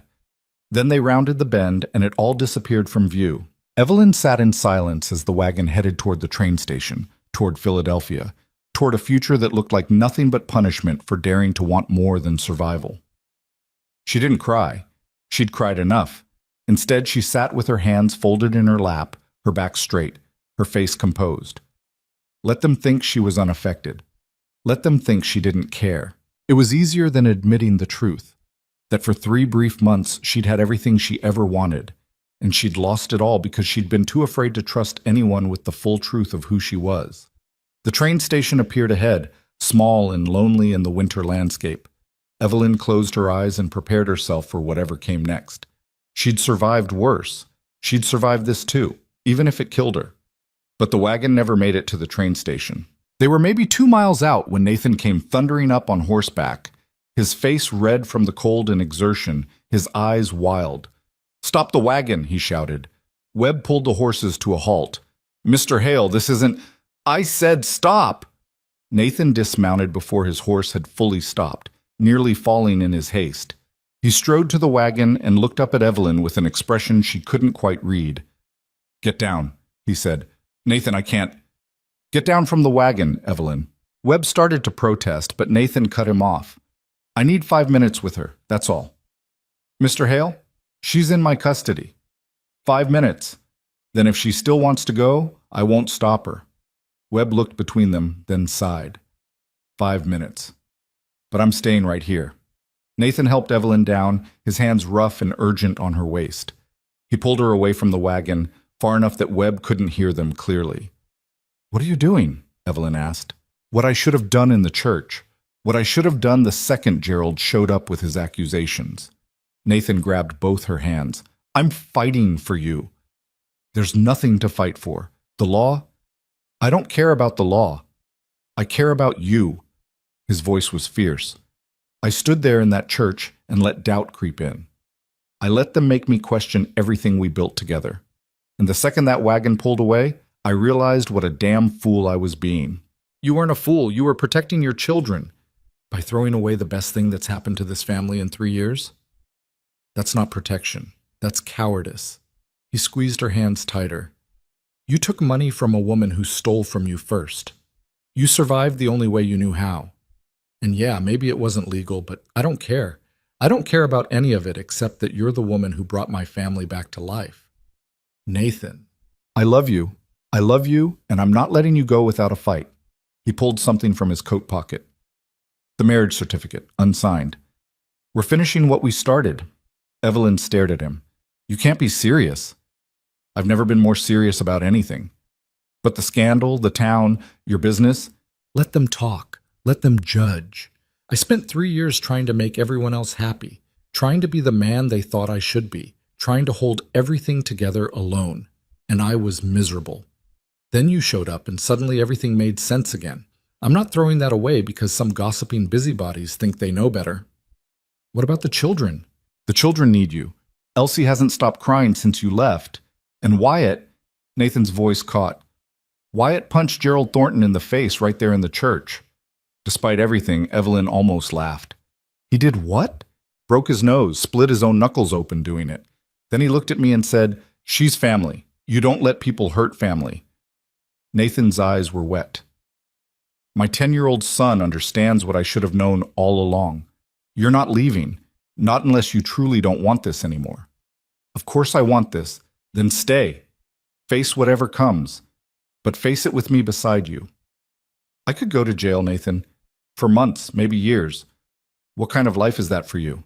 "A life where I know you're coming back. A life where we fight together instead of running away." He cupped her face in his rough hands. "I already lost one wife. I'm not losing another. Not without doing everything in my power to keep you." Evelyn looked at this man who'd offered her shelter when no one else would, who'd seen her value when the whole town called her worthless, who was standing here now, willing to risk everything because he'd finally learned what she'd known all along. Love wasn't about finding someone perfect. It was about choosing someone broken and damaged and flawed, and deciding they were worth fighting for anyway. "I'm scared," she whispered. "Me too. But I'm more scared of living without you." She kissed him then, hard and desperate, not caring that Webb was watching or that they were standing on a frozen road in the middle of nowhere. When they broke apart, Nathan pulled out the marriage certificate. "Webb," he called, "you're authorized to witness legal documents, right?" The lawyer looked confused. "Yes, but—" "Then witness this." Nathan pulled out a pencil, signed his name on the certificate with quick, decisive strokes, then handed it to Evelyn. Your turn. Nathan, this is insane. Tuts. Sign it, please. Evelyn looked at the certificate, at Nathan's signature dark and bold next to where hers should go.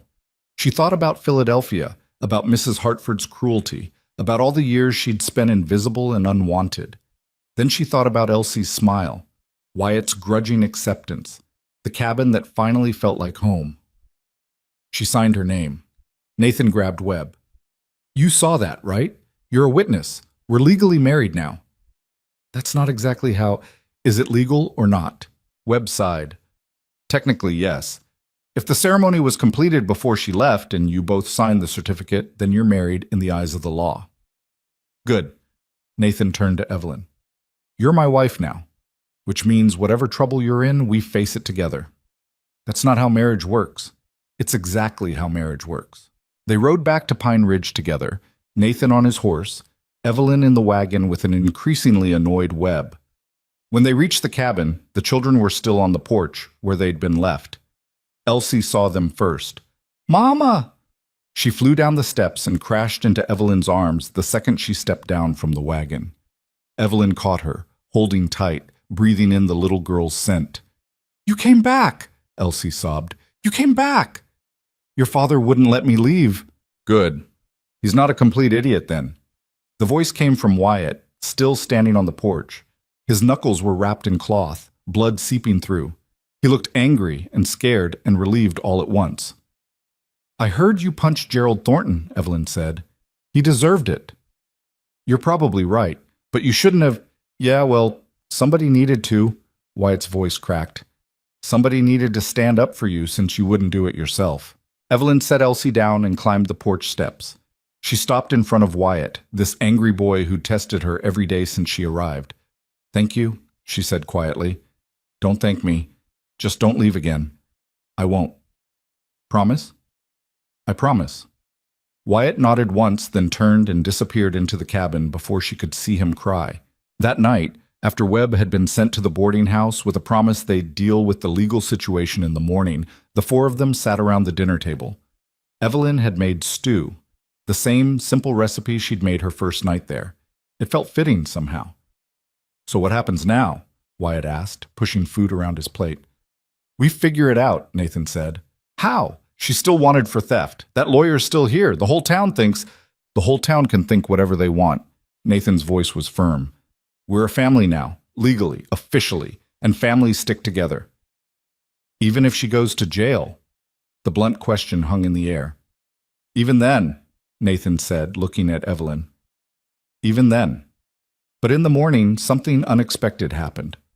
Margaret showed up at the cabin just after dawn before Nathan left for work. She looked tired, like she hadn't slept. I need to talk to you, she said to Evelyn. Alone. Nathan started to protest, but Evelyn touched his arm. It's fine. They walked out to the woodshed, the same place Evelyn had talked to Wyatt weeks ago. Margaret looked around at the neatly stacked wood, the organized tools, the evidence of a household that functioned. I owe you an apology, Margaret said abruptly. Several, actually. You already apologized once. That was before I tried to ruin your life again. Margaret's face was hard with self-loathing. I told Gerald about the lawyer. I'm the one who suggested he look into your past. Evelyn went very still. Why? Because I was jealous. Because watching you find happiness when I've been miserable for years made me bitter. Because... Margaret's voice broke. Because it's easier to tear other people down than fix your own life. That's honest, at least. I'm not here for absolution. I'm here to fix what I broke. Margaret pulled papers from her coat. I sent a telegram to Philadelphia, to the boarding house. I told Mrs. Hartford that if she pursued charges against you, I'd make sure everyone knew how she treated her workers, how she stole wages, how she ran that place like a prison. And she doesn't want that attention. Bad for business. Margaret handed over the papers. She's dropping the charges. Webb will get confirmation by telegraph this morning, but this is my copy. You're free. Evelyn stared at the papers, not quite believing what she was reading. Why would you do this?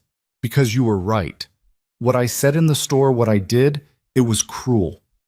And watching you stand up to Gerald yesterday, Watching you choose to leave rather than drag Nathan and his children through scandal. Margaret looked away. It made me realize how small I've become. How mean. I don't like who I am anymore. So change. It's not that simple, isn't it? Evelyn handed the papers back. You just proved you can do better. You saved me from jail. That's not the action of a small person. I'm the one who put you in danger in the first place. And now you've fixed it. That counts for something. Margaret was quiet for a moment. I'm leaving Pine Ridge. Gerald offered to buy out my share of the store. I'm going to take the money and go somewhere new. Somewhere I can start over without everyone knowing my business. That's brave. Or cowardly. Hard to tell sometimes. Margaret looked at her directly. For what it's worth, I think Nathan's lucky to have you. And I think you're lucky to have him. Don't waste it. I don't plan to. After Margaret left, Evelyn went back inside. Nathan was feeding Elsie breakfast. Wyatt was getting ready for school. Normal, mundane family chaos. She handed Nathan the papers. He read them twice, then looked at her with something like wonder. You're free. I'm free. Which means we can... He stopped, a smile spreading across his face. We can actually do this. Build a real life. Without looking over our shoulders. Apparently so. Nathan swept her up in his arms and spun her around, laughing like she'd never heard him laugh before. Elsie squealed with delight. Even Wyatt cracked a smile. When he set her down, Nathan cupped her face in his hands. Marry me again. We're already married. I know. But we never got to finish the ceremony properly. No interruptions, no accusations, just us and the people who actually matter. So they did. The following Sunday, they stood in the same church with the same minister, but this time there were no lawyers, no dramatic interruptions, just a small gathering of people who'd chosen to show up despite the gossip. Mrs. Morrison was there, sitting in the front row with a genuine smile. Mrs. Chen brought flowers. The blacksmith and his wife came with their children. A few of Nathan's clients showed up. It wasn't a big crowd, but it was honest. Gerald Thornton was notably absent. Word was he'd left town the day after Wyatt broke his nose, embarrassed and defeated. The ceremony was brief and simple. When the minister pronounced them husband and wife, Nathan kissed her like they had all the time in the world. Because they did. The weeks that followed weren't perfect. Life never was. Nathan's business struggled through a slow period. Wyatt got into another fight at school. Elsie had nightmares. The cabin needed constant repairs. Money was tight. The town still gossiped. But they faced it all together. Evelyn learned that family wasn't about perfection. It was about showing up every day, even when it was hard. It was about forgiving mistakes and accepting flaws, and choosing to stay when leaving would be easier. One evening in late spring, after dinner had been eaten and dishes washed and children tucked into bed, Nathan and Evelyn sat on the porch watching the sun set through the pine trees. Do you ever regret it? Nathan asked. Answering that advertisement, coming to Pine Ridge? Evelyn thought about the humiliation of that first day, the months of hard work, the fear and uncertainty and pain, about almost losing everything because she'd been too afraid to trust anyone with the truth. No, she said finally, even the hard parts led me here, led me to you.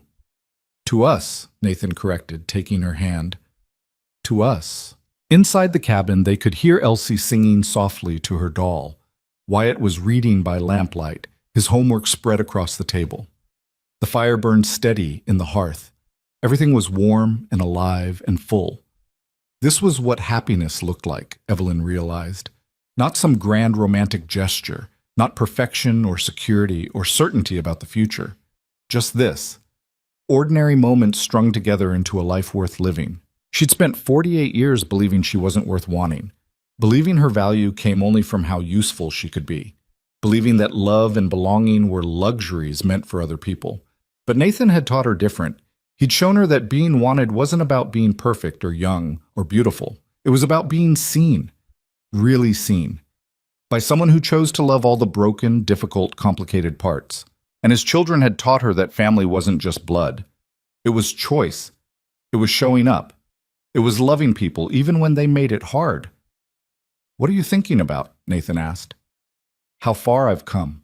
How different my life looks now. Better different? Immeasurably better.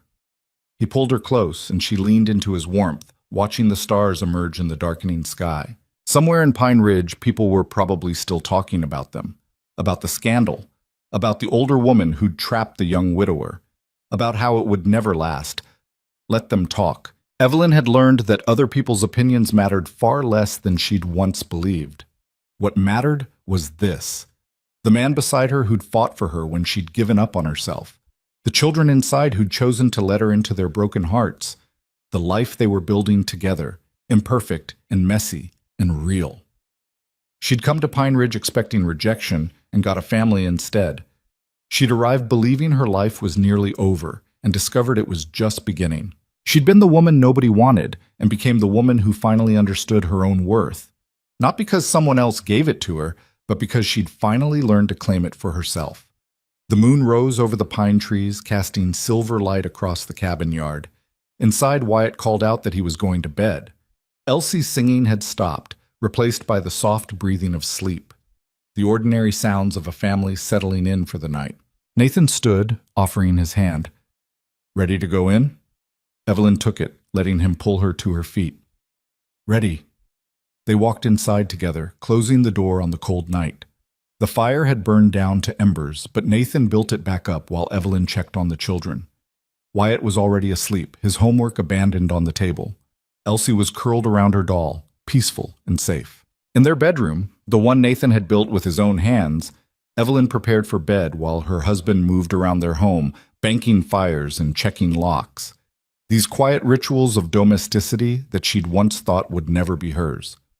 When Nathan joined her, sliding under the blankets and pulling her close, Evelyn felt something she'd spent a lifetime searching for finally settle into place. Peace, not the absence of problems, not some fairy tale ending where everything was suddenly perfect, just the deep, abiding peace that came from being exactly where you belonged. I love you, Nathan murmured into her hair. I love you too. Outside, snow began to fall again, soft and silent. Another winter was coming. There would be hard times ahead, lean months, difficult days, moments when they'd struggle and fight and wonder if they'd made the right choice, but they'd face it all together, because that was what family did. And Evelyn Hale, no longer Mercer, no longer unwanted, no longer alone, had finally found hers. Years later, when people asked how she ended up in Pine Ridge, she'd tell them the truth, that she answered an advertisement from a man who rejected her, that she ended up working for a struggling carpenter with 2 grieving children, that she almost lost everything because of mistakes from her past. But she'd also tell them this: sometimes the worst moments of your life lead you exactly where you need to be. Sometimes rejection is redirection. Sometimes the thing that feels like the end is actually the beginning. She'd arrived in Pine Ridge at 48 years old, believing she was too old for new beginnings, too worn down for happiness, too damaged for love. She'd been wrong about all of it, because it's never too late to start over, never too late to find your people, never too late to discover that you are always worthy of love. You'd just been looking for it in the wrong places. The cabin at the edge of town, once cold and empty and dying, was now filled with warmth and laughter and life. The children who'd been frozen in grief learned to hope again. The man who'd been drowning in loneliness found partnership and love, and the woman who'd believed she was unwanted discovered her own strength. Not because someone rescued her, but because she finally rescued herself. And in doing so, she saved them all.